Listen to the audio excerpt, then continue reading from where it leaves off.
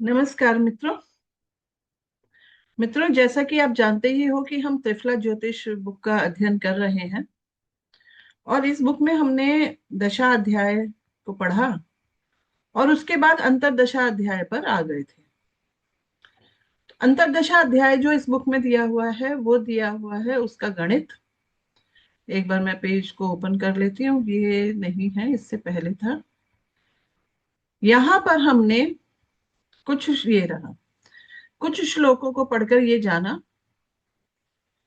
कि अंतरदशा प्रत्यंतर दशा को कैसे कैलकुलेट किया जाता है। तो इसमें हमने महादशा को कैसे कैलकुलेट करते हैं, अंतरदशा को, और प्रत्यंतर दशा को कैसे कैलकुलेट करते हैं, आज हम इसके आगे पढ़ते हैं कि श्लोकों में किस तरह से दिया गया है। इसके आगे जब हम पढ़ने का देख रहे हैं, यहाँ पर हमने दशा को दशा से गुणा कीजिए, अर्थात महादशा के वर्षों को अंतरदशा के वर्षों से गुणा कीजिए और 3 से गुणा करके, ये हमने पढ़ लिया था। आगे चलते हैं। अब आगे आता है प्रत्यंतर दशा निकालने के लिए। इसको भी समझ लिया था कि प्रत्यंतर दशा निकालने का प्रकार बताया गया है। मान लीजिए शुक्र की महादशा में सूर्य की अंतरदशा में चंद्रमा की प्रत्यंतर निकालना है, तो सर्वप्रथम ऊपर कहे गए प्रकारों में से किसी भी प्रकार से शुक्र की महादशा में सूर्य की अंतरदशा को निकाल लीजिए। अब आई एक वर्ष की, यह आई है एक वर्ष की। क्या कहा है इन्होंने? शुक्र की महादशा, तो शुक्र की महादशा कितने साल की? 20 साल की। और उसमें अंतरदशा कौन सी? सूर्य की अंतरदशा। तो सूर्य की अंतरदशा कितनी? 6 साल की।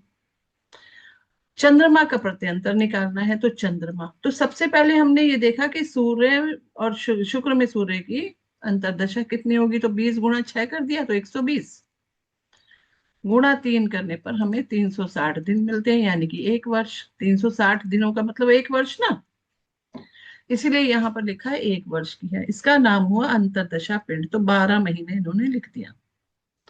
अब जिस ग्रह की प्रत्यंतर दशा निकालनी है उसके वर्षों को गुणा कर दीजिए, तो एक वर्ष का मतलब हो गया 12 महीने, तो 12 गुणा 10 यानी कि 120 माह।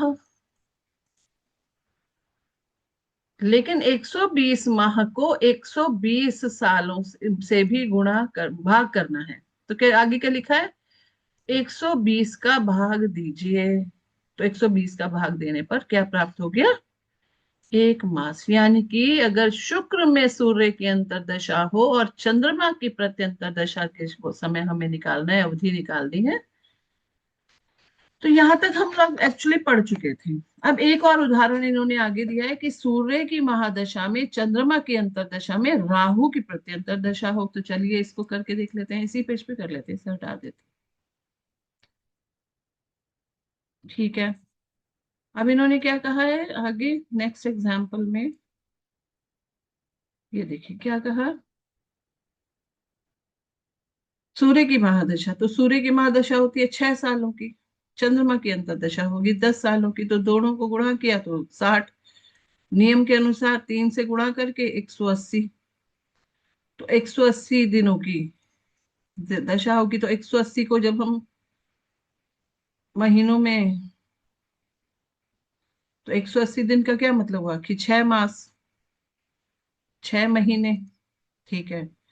तो आ गया राहु की अंतर महादशा। राहु की महादशा 18 की होती है, तो क्या करना है? 6 गुणा 18। तो 6 गुणा 18 करने पर हमें समझ आना चाहिए कितना आएगा। इसे 120 से भी तो भाग करना है, तो 6 दूनी 12, तो 9, तो ये आ गया 0.9। तो 0.9 का मतलब क्या हुआ? इसको आप दिनों में गुणा करेंगे, 9 या 27, तो 27, दशमलव के बाद की जीरो वैल्यू नहीं रखती, तो 27 दिन। तो इसका मतलब क्या हुआ कि सूर्य की महादशा में जब चंद्रमा की अंतरदशा हो, राहु की प्रत्यंतर दशा आ जाए, तो कितने समय की होगी? 27 दिन की। आसान है ऐसे निकालना भी। आगे लिखते हैं कि यह सूर्य की महादशा में चंद्रमा की अंतरदशा और राहु की प्रत्यंतर दशा हुई। यदि पूरे दिन के कुछ भिन्न बच भी जाए तो 60 से गुणा करके आगे मिनट विनट निकाल लीजिए, घंटे निकाल लीजिए। तो इस तरह की बातें यहाँ पर प्रत्यंतर दशा तक अच्छे से समझाई गई है। अब आगे लिखते हैं कि पहले अंतरदशा निकालना बताया गया है। मान लीजिए चंद्रमा की महादशा में अंतरदशा, और ये सारी चीजें ये एक्चुअली रिपीटेड, जिससे प्रैक्टिस बहुत अच्छे से हो जाए, इसलिए बहुत सारे उन पर ये बताया गया है कि किस तरह से हम महादशा, अंतरदशा और प्रत्यंतर दशाओं की अवधि, अवधि मतलब टाइम पीरियड को कैलकुलेट करें। अब इन्होंने लास्ट इसमें ये देखिए क्या है, इसके बाद भभोग भयात से जन्म के समय भोग्य निकालने का प्रकार बताया गया है, जिसका पहले उल्लेख किया जा चुका है। अब बात यह है कि इन्होंने तो बता दिया, हमें भी प्रैक्टिस करनी चाहिए इस जगह पर। चलिए करें। अब माना कि किसी जातक का जन्म हुआ है, उस समय चंद्रमा का नक्षत्र था 7 राशि पार 13 डिग्री 10 मिनट, मान लेते हैं हम यहाँ पर एज्यूम करके चल रहे हैं। तो अगर 7 राशि पार 13 डिग्री 10 मिनट पर चंद्रमा है तो कौन से नक्षत्र में है, तो नक्षत्र हम पता लगा सकते हैं।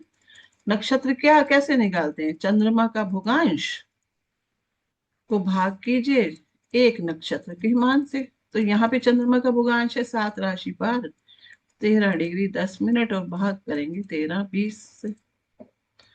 अब 7 को हमें गुणा करना होगा 30 से, तो 7 या 21 यानी कि 210। 210 में जोड़ दीजिए आप 13, 230। ठीक है, देखिए 7 गुणा 30 करने पर ये डिग्री में बदल जाएगा, तो 210 हो गया। 210 में हमने जोड़ दिया क्या, 13 डिग्री, तो ये भी तो डिग्री में हो गया था ना। 13 डिग्री जोड़ने पर हमें मिला 223 डिग्री। इसको हमने 60 से गुणा कर दिया, गुणा 60 करने पर मिला 13 380। इसमें 10 जोड़ दिया, प्लस 10 कर दिया, तो हमें मिला 13 390 मिनट। और 13 20 को हम सब जानते हैं कि 800 मिनट होता है। इसको यहां से मैं हटा देती हूँ। कन्वर्जन आप लोगों को सबको आता है, ठीक है। चलिए इसको मैं यहाँ रख देती हूँ। अब जब हमने इसको +10 करने के बाद 800 से भाग किया तो हमें मिला 16.7375। इसका क्या मतलब हुआ कि 16 नक्षत्र पूरे, तो 16वां नक्षत्र कौन सा होता है, ठीक है, हस्ता होता है 13वां। 13 14 15 16, तो हस्त चित्रा स्वाति विशाखा आ गया। लेकिन ये कह रहे हैं कि 17वां नक्षत्र, तो 17वां नक्षत्र क्यों, अब देखिए 16 कंप्लीट वैल्यू है और डेसिमल के बाद प्लेसेस हैं, मतलब ये है वैल्यूज हैं। तो हमें समझ जाना चाहिए कि 17वां नक्षत्र 16वां नक्षत्र पार कर चुका करके 17वें नक्षत्र में है चंद्रमा। ठीक है, 17वें नक्षत्र 17वां नक्षत्र होता है, हमें पता है सबको, अनुराधा नक्षत्र में है।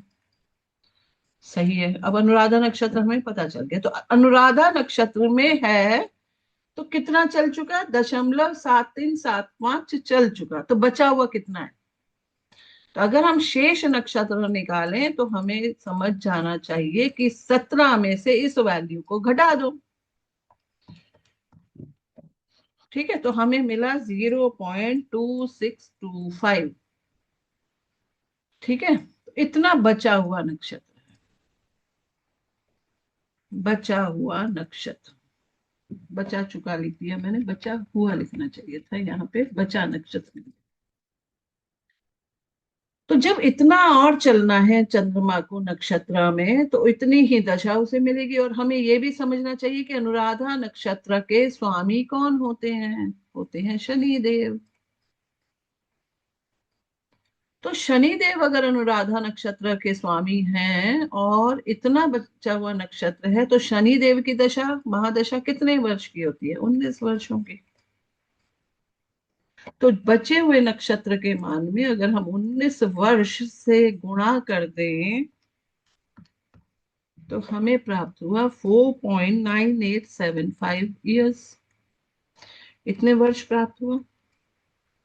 तो इतने वर्ष प्राप्त हुआ, तो यहां समझ जाइए कि 4 वर्ष तो पूरे पूरे हैं। डेसिमल के बाद के प्लेसेस को अब हमें कन्वर्ट करना पड़ेगा। तो हमने डेसिमल के बाद के प्लेसेस को 12 से मल्टीप्लाई किया, 12 से गुणा किया, तो हमें मिला 11 महीने। फिर भी डेसिमल के बाद प्लेसेस बच जाते हैं, तो दिन निकाल लिए, 20 दिन। इसके बाद भी हमें 24 घंटे मिको से गुणा करके तो मिल जाएंगे 9 घंटे। फिर 60 से गुणा करके 36 मिनट।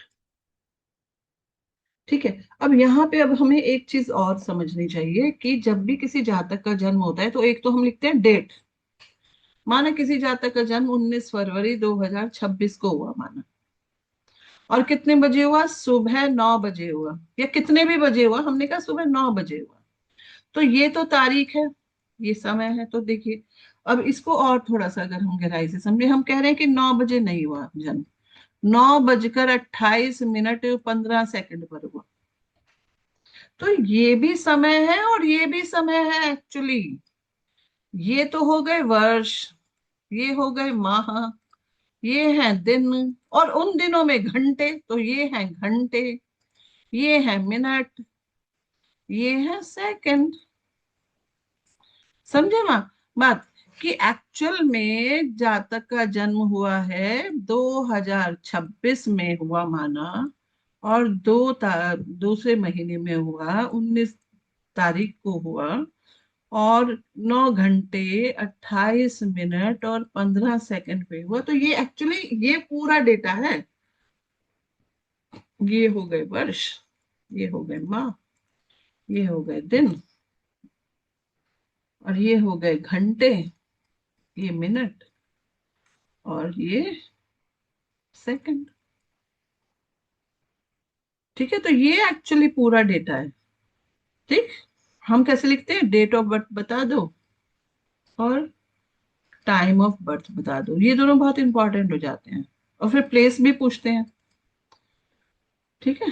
तो इस तरह से हमें ये समझ जाना चाहिए कि अब उन उसमें बुक में क्या लैंग्वेज यूज हुई है, कि देखो क्या लिखा है, भोग्य, भयात, भोग। तो जो पूरा पूरा नक्षत्र होता है उसके मान को बोलते हैं भभोग। जितना उसने यूज कर लिया, जितना चल चुका, वो भयात, और जितना और चलना बाकी है वो भोग्य। इस तरह से चीज रहती है। तो हमें इसको भी समझना चाहिए। इसके बाद जो चैप्टर शुरू होगा वो होगा आयु। चैप्टर का नाम है आयुर्दाय अध्याय। अब हम नेक्स्ट क्लास में इसको समझेंगे और जानेंगे। धन्यवाद आपका बहुत बहुत।